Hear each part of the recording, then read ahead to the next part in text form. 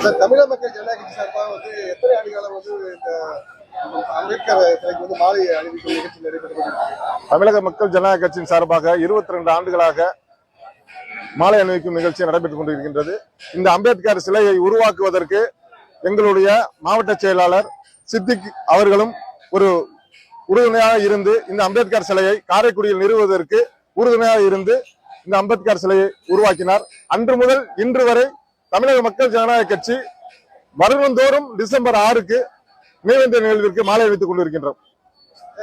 மதுரை திருப்பரங்குன்றத்தில் முருகன் கோயில் வந்து சிறுபான்மைக்கு எதிராக வந்து அது வந்து ஒரு சக்தி வந்து செயல்படுறாங்க. இதை நீங்க எப்படி எவ்வாறு பாக்குறீங்க? ஏன்னா வழக்கத்துக்கு உள்ள மாறா வந்து புதுரசு அவர் வந்து காந்தி மையத்தின் மாதிரி சொல்றாங்க. அதை எப்படி எவ்வாறு நீங்க பாக்குறீங்க? எந்த படத்தில் பாக்குறீங்க சார்? மதுரை திருப்பரங்குன்றத்தில் 2014 2 அமர்வு நீதிபதி கொடுக்கப்பட்ட தீர்ப்பின் அடிப்படையில இன்று வரை தீபங்கள் ஏற்றுக்கொள்ளப்படுகின்றது.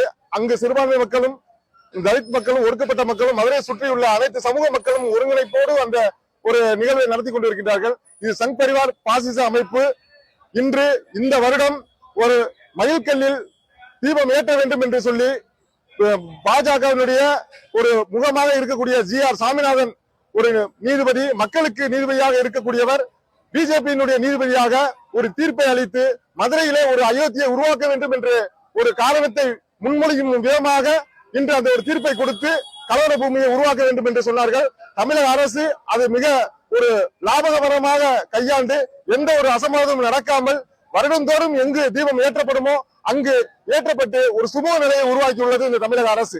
அது நாங்கள் அனைவரும் ஒற்றுமையோடு தான் இருக்கிறோம் என்று மதுரையில் வாழ்கின்ற அனைத்து சமூக மக்களும் ஒரு தரப்பட்ட மக்கள் தான் என்று சொல்லி மக்களே வந்து ஒருங்கிணைப்பு பண்ணியிருக்கிறார்கள்.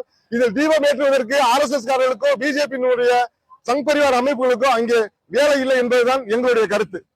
தமிழக மக்கள் ஜனநாயக கட்சிக்கு பாரதிய ஜனதா கட்சிக்கு ஏதோ ஒரு தள்ளுமுறை ஏற்படுது. என்ன காரணம்? எதன் அடிப்படையில் நடைபெற்றது சார்? பாரதிய ஜனதா கட்சிக்கும் தமிழக மக்கள் ஜனநாயக கட்சிக்கும் நாங்கள் என்றுமே அம்பேத்கர் சொன்ன வழியிலே நடக்கின்றவர்கள், பாசிச சக்தியை எதிர்க்கக்கூடியவர்கள், அம்பேத்கர் சொன்ன அரசியல் சட்டமைப்பை முன்மொழிந்து செயல்படக்கூடியவர்கள். அதை நாங்கள் வருடந்தோறும் எப்படியான ஒரு கோஷங்களை அம்பேத்கர் சொன்னாரோ, இந்த பாசிய சக்திகளுக்கு எதிரான ஒரு கோஷங்களை சொன்னாரோ அந்த கோஷங்களை முன்வைத்து தமிழக மக்கள் ஜனநாயக கட்சி வருடந்தோறும் கோஷங்கள் எழுப்பி மாலை அணிவித்துக் கொண்டு வருகின்றோம். ஆனால் இன்று பிஜேபியினுடைய சங் பரிவார் RSS கும்பல் சில பேர் அம்பேத்கர் சிலை முன்பு வெற்றிவேல் வீரவேல் என்று சொல்லக்கூடிய அளவிற்கு உருவாக்கிவிட்டது. அம்பேத்கர் சிலை மாலை அணிவிக்க வருவர்கள் வெற்றிவேல் வீரவேல் சொல்வதற்கு இடமே இல்லை. இதை அவர்கள் கோயில்களில் சொல்ல வேண்டிய வார்த்தைகளை அம்பேத்கர் மாலை அணிவிக்கும் இடத்தில் சொல்ல வேண்டிய காரணமே இல்லை.